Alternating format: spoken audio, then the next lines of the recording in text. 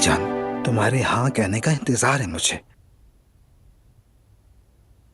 जुमाना साहिबा, क्या तुम मुझसे शादी करोगी? हाँ ओजान, हाँ मैं शादी करूंगी ओजान। फाइनली हम आखिरकार शादी कर रहे हैं। ओजान रुको। देखो ठीक है, रुक जाऊंगा मगर मुझसे एक वादा करो। सुनो, चाहे कुछ भी हो जाए, हमारे साथ कुछ भी गुजरे, हम एक दूसरे से कभी दूर नहीं होंगे। वादा करो, हम दोनों किसी सूरत पर एक दूसरे से जुदा नहीं होंगे। वादा। तो फिर चलो चलते हैं। कहाँ?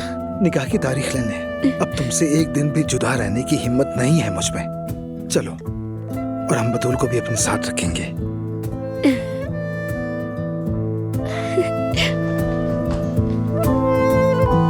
अम्मी, आपने कैंची कहाँ रखी है? कैंची का क्या करोगी? मुझे जरा प्लीज ये काट कर दे देना, फिर अंदर की तरफ मोड़े तो ये ऐसे शॉर्ट्स बन जाएंगे और बहुत अच्छे लगेंगे मुझ पर। अच्छा ठीक है, काट दूंगी। हाँ लेकिन सिलाई वगैरह नहीं करूंगी। जुमाना आएगी तो सी देगी। अरे लड़की, बुरेक खाया बहुत मजे का बना है। जुमाना ने क्या मजेदार बनाया है। जब से कागजात मेरे नाम पर हुए हैं, मुझे तो भूख भी ज्यादा लगने लगी है। अच्छी बात है अम्मी। शाम को जुमाना के लिए क्या पकाए हम? वो है कहाँ? जुमाना कहाँ गई है? मुझे क्या मालूम। बतूल को लेने गई होगी, वो तंग भी तो बहुत करती है। तुम जुमाना को छेड़ना मत, वो आसान से नाराज है। रोती रोती सड़क पर घूम रही होगी। मगर उनकी सुलह तो नहीं होगी ना? नहीं लड़की, सुलह क्यों होगी? सुबह जो हुआ था वो तुमने देखा था ना। औजान को बहुत बुरा लगा कि जुमाना इस घर में रह रही है। अब तो नामुमकिन है, देख लेना उनकी सुलह नहीं होने वाली। उम्मीद है। मैं जरा शावर लेके आती हूँ, ठीक है? फिर कैफे चली जाऊंगी, क्योंकि दिल में एक उम्मीद आई है कि शायद ओजान को मेरे सहारे की जरूरत महसूस हो जाए, इसलिए मैं उसके पास जाऊंगी। चुप करो, माँ के सामने ऐसी बातें करी हो। हाँ बदतमीज कहेंगी।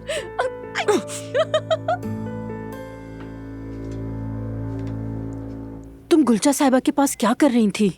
और क्या मतलब है कि गिरने के वक्त तुम उनके साथ थी? एलिफ, कहीं तुमने तो धक्का नहीं दिया? नहीं नहीं आपा, आप मेरे बारे में ऐसा कैसे सोच सकती हैं? प्लीज ऐसा मत सोचे। ठीक है, फिर क्या हुआ था, जल्दी बताओ। मैं मेहमद से बात करने गई थी। वो मेरे बच्चे की जगह जानता है। उसने उमर को बताया, पता उसे दिया था मगर मुझे नहीं दिया।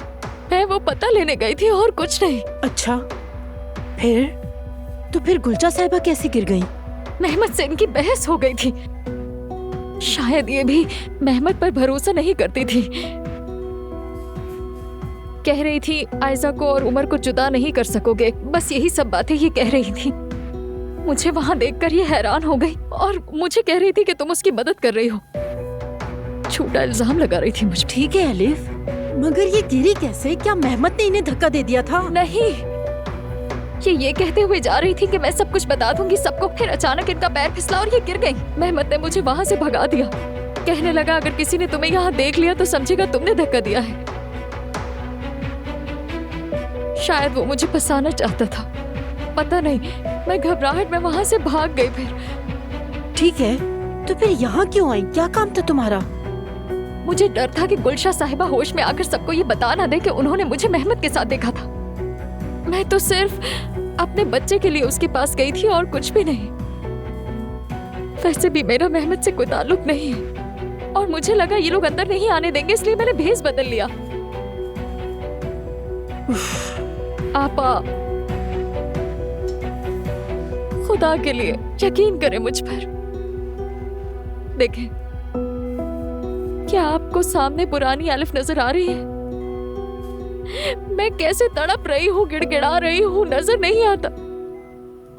अगर पुरानी अलिफ होती तो क्या यूं तड़पती, गिड़गिड़ाती, रोती? जब से मुझे पता चला कि मेरा बच्चा जिंदा है, मैं बिल्कुल बदल गई हूँ। मुझसे कहा गया था वो मर गया है, फिर पर उसे मुझसे छीन लिया गया। बरसों मैं उसी दर्द के साथ जीती रही। वो मरा ही नहीं था। न जाने वो कहाँ है, किसके पास है, अकेला तो नहीं, उसे तकलीफ तो नहीं। इन्हीं सवालों के साथ जिंदा हूं मैं। ठीक है, बस अब ये रोना धोना बंद करो।